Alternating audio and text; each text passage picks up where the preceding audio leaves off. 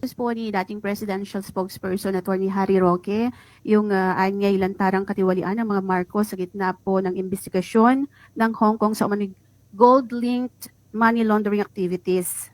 Ito po nabanggit din sa isang media entity dito sa Pilipinas, bukod po doon sa mga report from Hong Kong and Taiwan. Nakarating na po ba ito sa kaalaman ng Pangulo? Ano po yung kanyang reaction kaugnay nitong panibagong allegation po na ito? Wala pong katotohanan. Yun lang po. So you categorically deny po ito. Walang katotohanan. Doon po sa pagdalo ng Pangulo kanina po sa One Cebu rally sa Cebu, yung po bang presensya ng Pangulong Marcos ay sign po ba yon na yung suporta niya kay suspended Governor Cebu Governor Gwen Garcia ay parang sign din na sinusuportahan niya yung paglabag or hindi pagsunod ni Governor Gwen doon po sa kautusan ng Ombudsman? Wala po tayo nakikitang ganun.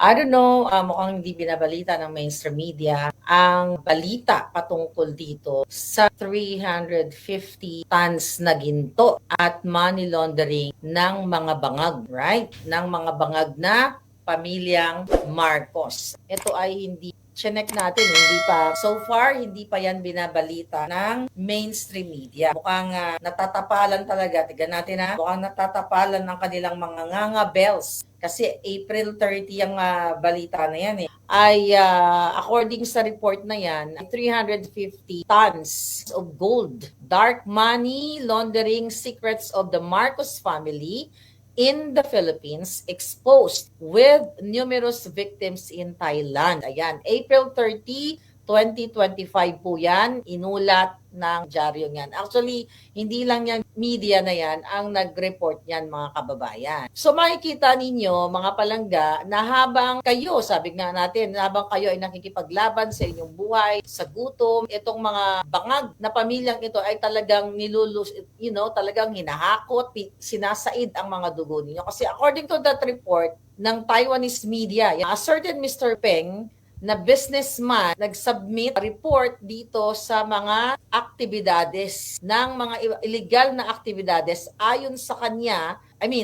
Nag-submit siya ng report dito sa Anti-Money Laundering Department ng Hong Kong ngayong April 14. So inaccuse niya na ang pamilyang bangag ay gumagamit ng mga big transactions or large transaction ng ginto sa Hong Kong para i-cover up yung malakihang transaksyon at money laundering activities na nasasangkot ang mga bangag na pamilya sa sobrang laking halaga. Then, ang sabi pa dito ni Mr. Peng na yung Hong Kong Monetary Authority ay nag-establish na ng Special Investigation Team para sa kasong ito. At yung konteksto, yung content ng report na ito, ayun na nga, ay sangkot sa malakihang gold transactions. At among them ay isang batch ng gold.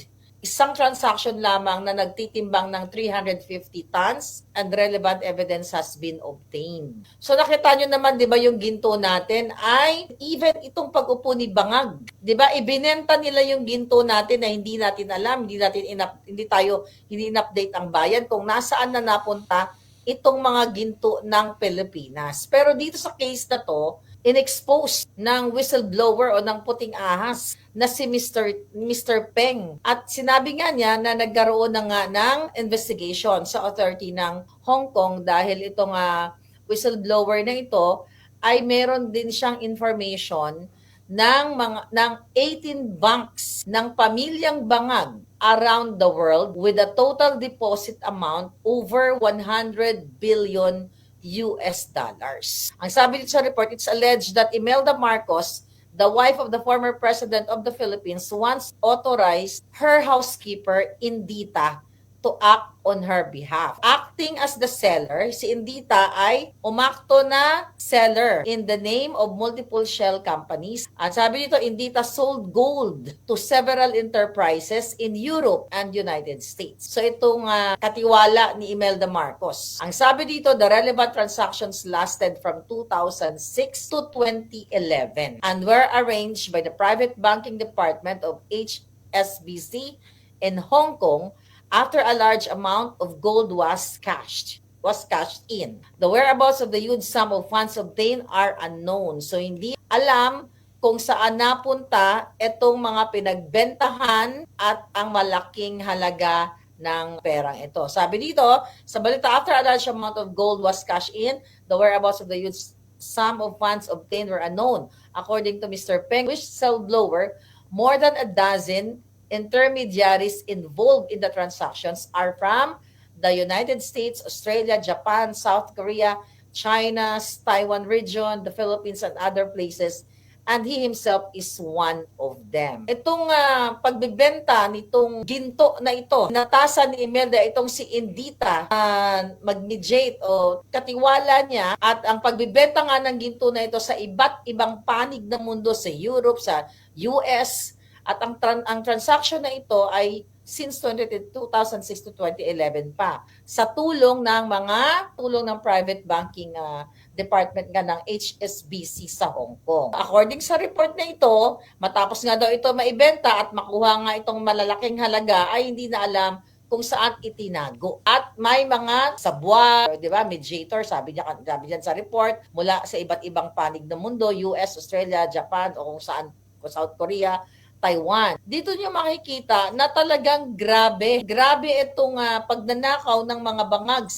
For sure, ito ay pera natin, ginto ng Pilipinas ito. Diba? Saan nang kukuha ng ginto yung mga yan? Mr. Peng pointed out that the Marcos family already had an astonishing amount of gold reserves as early as the 1990s. The scale of these reserves far exceeded the normal holding range of ordinary commercial entities or individuals, and they have always failed to provide proof of the legal source of these assets. 1990 pa lang ay talaga may mga gold reserve na ang pamilyang ito na hindi nila maipaliwanag kung saan nanggaling. Saan nila nakuha yung gintong ito. Sabi sa report, the origin of their gold is highly suspect. He said that there are sufficient reasons to suspect that these assets are of illegal origin. Baka ito na nga yung ginto ni Mr. Rojas. Remember that? Yung Golden Buddha. Naku, hindi na natatapos itong issue na ito. According to the relevant provisions of the Anti-Money Laundering and Counter-Terrorist Finance Ordinance Chapter 615 of Hong Kong, any person has the obligation to carry out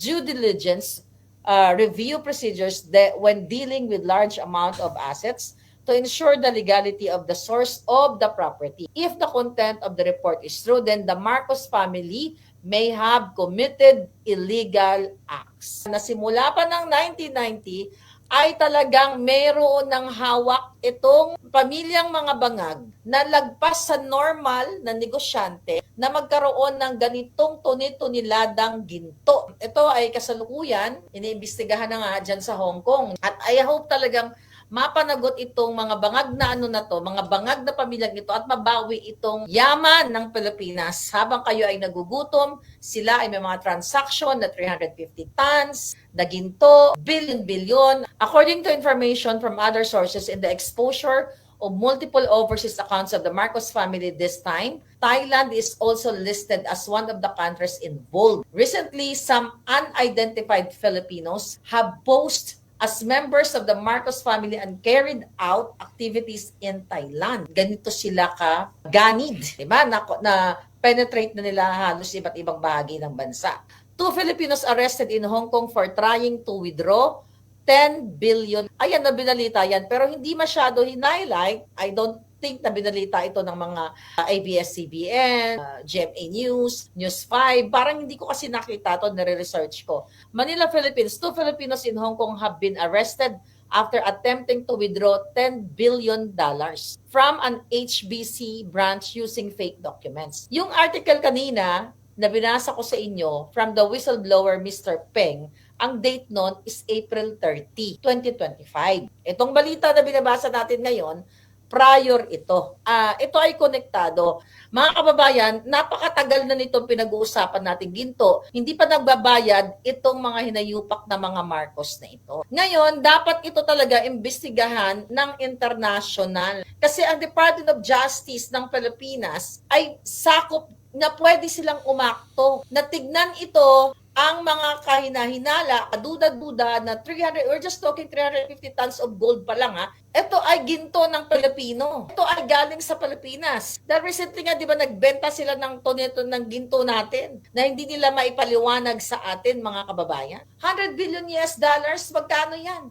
Hindi na sana tayo naghihirap, kayo dyan. Hindi na kayo nagpipila-pila sa mga ayuda na yan kung yung perang yan ay ilaan, bawiin sa mga inayupak na yan, ipagtayo ng mga infrastructure project, bigyan, wala na sana ng OFW. So, ang sabi pa nga ni Imelda Marcos noon, ganid talaga. Mamamatay na lang yung matandang yan. Mga putang ina yung mga pamilyang yan. Na hindi naman nila maldadala sa hukay